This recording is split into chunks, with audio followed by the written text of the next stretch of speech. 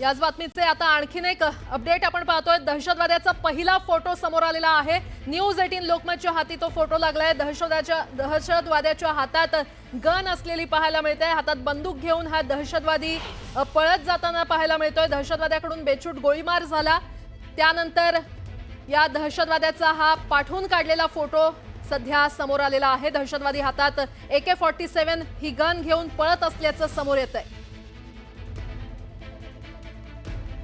जम्मू काश्मीरच्या पहलगामच्या या खोऱ्यामध्ये काही दहशतवाद्यांनी पर्यटकांवर गोळीबार केला आणि त्यातल्याच एका दहशतवाद्याचा हा फोटो समोर आलेला आहे। दहशतवादी हातामध्ये AK-47 गन घेऊन पळत असल्याचं या फोटोमध्ये पाहायला मिळतंय। न्यूज 18 लोकमतच्या हाती हा फोटो लागलाय। हातात बंदूक घेऊन दहशतवाद्यांकडून काल बेछूट गोळीबार करण्यात आला आणि त्यातल्याच एका दहशतवाद्याचा हा फोटो आपण पाहतोय। सध्या आपण पाहतोय तर पहलगाममध्ये ज्या प्रकारे हल्ला झाला त्यानंतर आता सर्च ऑपरेशन राबवलं जाते। जवानांकडून या दहशतवाद्यांचा शोध घेतला जातोय। त्यांचा खात्मा करण्यासाठी आता भारत कशा प्रकारे पावलं उचलणार हे देखील पाहणं महत्त्वाचं ठरणार आहे। आतापर्यंत 27 जणांचा मृत्यू झालेला आहे। काही पर्यटक हे भीतीनं सध्या परतत असलेले पाहायला मिळतात, कारण त्यांचा पुढचा टप्पा हा पहलगामचा होता। फिरण्यासाठी ते तिथे जाणार होते। मात्र ज्या प्रकारे काल नरसंहार झालेला आहे ते पाहता आता हे पर्यटक पुन्हा आपल्या माघारी घरी परतण्याच्या दिशेने निघालेले आहेत।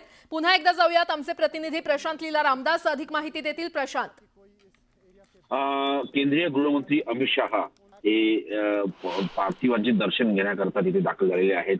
काल ज्या साधारणतः 27 पेक्षा जास्त पर्यटकांवरती जो निष्पाप पर्यटकांवरती दहशतवाद्यांनी हल्ला केला त्यामध्ये ते त्यांचे प्राण गमावले आणि त्यानंतर महत्वाचं म्हणजे या सगळ्यांना श्रद्धांजली देण्याकरता केंद्रीय गृहमंत्री अमित शहा हे तिथल्या पोलीस मुख्यालयात दाखल झालेले आहेत। तिथून पोलीस मुख्यालयात ते श्रद्धांजली दिल्यानंतर बाजूलाच असलेल्या रुग्णालयामध्ये जेही जखमी आहे त्या जखमींची विचारपूस करण्याकरता केंद्रीय गृहमंत्री अमित शहा जाणार आहे आणि त्यानंतर ते पहलगामला जातील अशा प्रकारची माहिती पुढे आलेली आहे।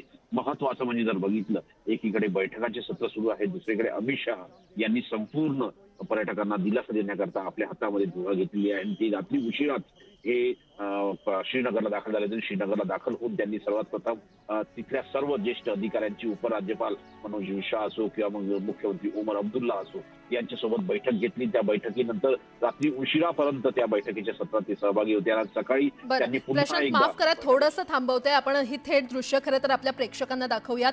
अमित शहा हे पोलीस कंट्रोल रूम मध्ये दाखल झाले आणि त्यानंतर आता ते जे पर्यटक मृत्युमुखी पडलेले आहेत त्यांना श्रद्धांजली वाहण्यासाठी तिथे पोहोचलेले आहेत।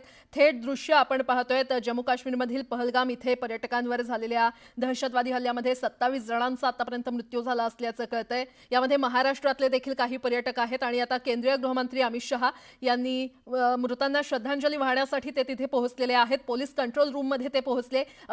जवानांकडून देखील त्यांनी अधिकची माहिती घेतलेली आहे, अधिकाऱ्यांकडून अधिकची माहिती घेतली आहे। सध्या ते मृतांना श्रद्धांजली देण्यासाठी अमित शहा तिथे पोहोचलेले आहेत। दरम्यान एकीकडे अमित शहा मृतांना श्रद्धांजली देत आहेत तर दुसरीकडे जवानांकडून या दहशतवाद्यांचा शोध घेतला जातोय। उरीमध्ये 2 दहशतवाद्यांचा खात्मा करण्यात जवानांना यश आलेलं आहे आणि पहलगाम मधलीच ही थेट दृश्य आपण पाहतोय। पहलगामच्या जंगलामध्ये या खोऱ्यामध्ये सध्या जवानांकडून हे सर्च ऑपरेशन राबवलं जात आहे। दहशतवाद्यांचा खात्मा करण्यासाठी जवान तिथे पोहोचलेले आहेत आणि त्यांचा शोध घेतला जातोय। दरम्यान काश्मीरच्या उरीमध्ये सध्या 2 दहशतवाद्यांना त्यांचा खात्मा करण्यात जवानांना यश आलेलं आहे।